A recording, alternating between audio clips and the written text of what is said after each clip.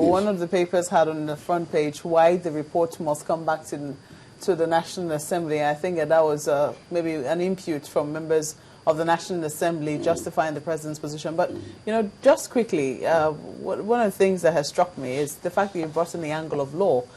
Just yesterday online, I tried to find out how many people support, you know, the process, even if it goes to the National Assembly. And quite a number of people say, well, it's not just about it going to the National Assembly. One of the reasons why it must go back is because we don't have a process for it within our constitution, a process for what we're about to do within our constitution. So we might run into a constitutional crisis, and one of the things that we must do is send it back to the National Assembly just to give it legal backing. But it would seem that you're finding another way around that. But do you see a constitutional crisis emerging from this if we don't have an act from the National Assembly? Yeah, if you don't have an act, you have a problem. So what the talk will be a mere talk. There must be a law backing it up. That's what I'm saying. That I expect one of the recommendations of the FMI is that it must be backed by law, because without it being backed by law, somebody can just wake up and say, we've been wasting our time, and take the entire process to court, and the court will nullify whatever they have agreed upon. That's why I say it must be backed by law. If initially the talk itself must be backed by law, there must be an act of National Assembly and say, this is how the conference is will even convoke.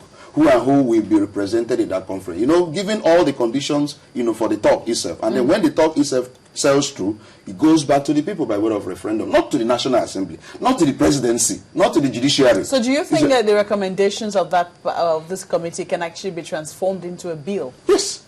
They're going to, I'm sure. I mean, you have constitutional lawyers there. You know, Professor Nwabeze, because of e-health, has even recommended another constitutional assembly. You know, there are a lot of, you know, people who are educated who are there. And I expect them to make that recommendation that whatever talk with Nigerians will engage in must be backed by law. Or else it becomes a mere talk. It becomes a waste of time and resources. So the issue of law is very key. Not the outcome of the conference. Even the process itself must be an enactment of the National Assembly. Not by way of constitutional amendment. I'm talking about a different law. Are you sure that there is nothing in our constitution that could negate the National Assembly making that kind of law? There is nothing. There is nothing unconstitutional about it. There is nothing that will negate it. I'm just telling you. I've looked at all the provisions of the constitution. Which way? There is nothing. No, look, you see, the political structure will still be in place. We are not quarreling with, you know, government running the way it's supposed to run.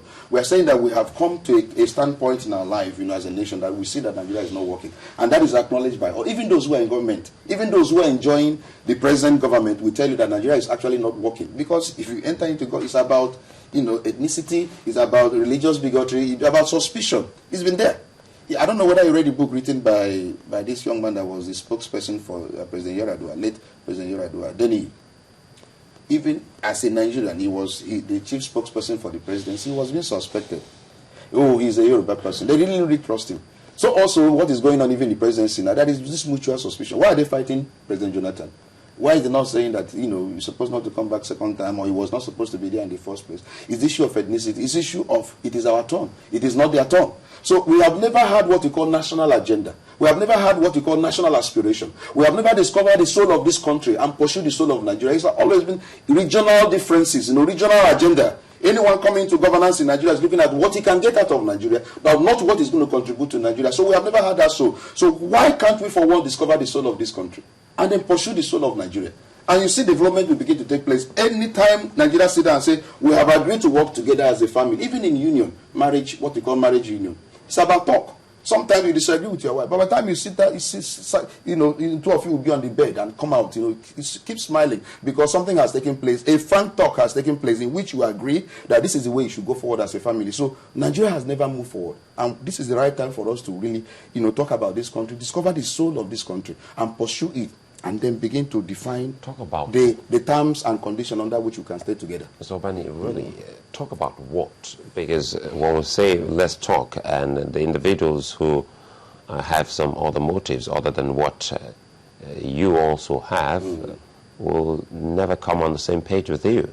So when we keep saying that we should talk, and some will argue that we've always had them in the Constitution, but those who are to follow it through and through are the people causing trouble for us as a people and as a nation, then it looks like this talk will still come back to the problem, if not even a bigger one. No, I don't think so. I envisage a situation where people that will be at the conference will be reasonable people, we need to hear one another. Even if they are talking rubbish, we need to sit down and listen to one another. If I stand up to talk, somebody will listen to me. Look at my own position. Look at the way I feel like a country should be governed and all that. Then after which I sit down, some other person. And as you are saying it, we are really articulating what is making this country not to move. And somebody is taking note why this country is not moving. But the first thing, as I said earlier, we must agree, is that we really want to stay together. That has to be agreed upon by all. And it has to be mutual, that we really want to stay together as a nation. If we agree, then for God's sake, then we now give ourselves a proper constitution. We now talk about issue of federalism. You know why I'm asking this? Yes. Sorry to cut you there. I'm asking this because I already see the picture. And if we had to take this to the National Assembly to give it some form of legitimacy, it's not the first time we've seen even what you would want to call common bills, never seen the light of day, and you think a serious discussion or outcome as this for the people who go to the National Assembly and it will be ratified? I expect that the government is serious when they say, look, we need to talk.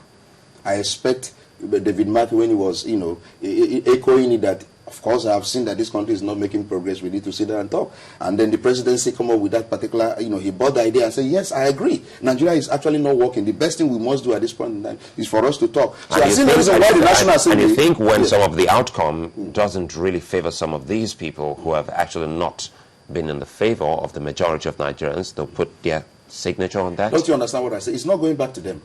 It's the people that will finally have the, the final say on the issue. The only thing the National Assembly will do is to give legitimacy, as I said earlier, to the talk is of the processes. Define, who participates in the processes, the referendum, aspect of it and all that, by giving it legitimacy. They have no input into the final decision of the majority of Nigerians. What if it goes back to them? Because from the presidency to even the head of that particular advisory body, what if it goes back to them? It shouldn't go back to them.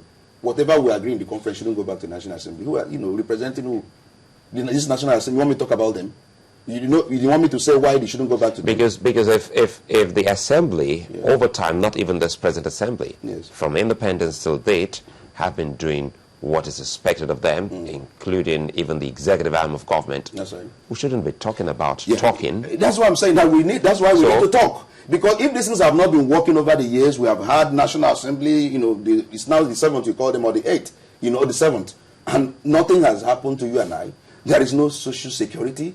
There is no, your lives are not secured. You don't have any functional health sector in Nigeria. You don't have a functional, transport sector. It's not for want of money. It's not as if you don't have the money. The money comes in billions, but it doesn't get to you. Only few people are enjoying the wealth of this nation. Nigeria is a fair country, but it's working for few who has made it to fail. So why don't we sit down? Why the system is not working is because there are issues we need to trash out. And that should be done at that conference. Otherwise, it can only be by another way, violence.